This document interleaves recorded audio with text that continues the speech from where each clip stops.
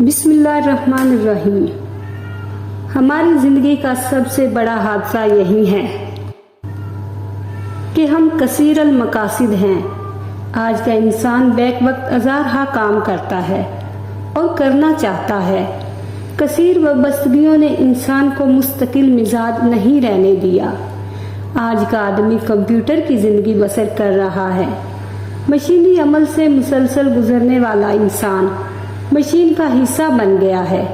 جذبات سے محروم، نہ آشنا، نہ وفا سے باخبر، نہ غم سے گزرتا ہے، نہ خوشی کو جانتا ہے۔ آج کی ٹریجڈی یہی ہے کہ آج کوئی ٹریجڈی نہیں۔ صحنہ مر چکا ہے۔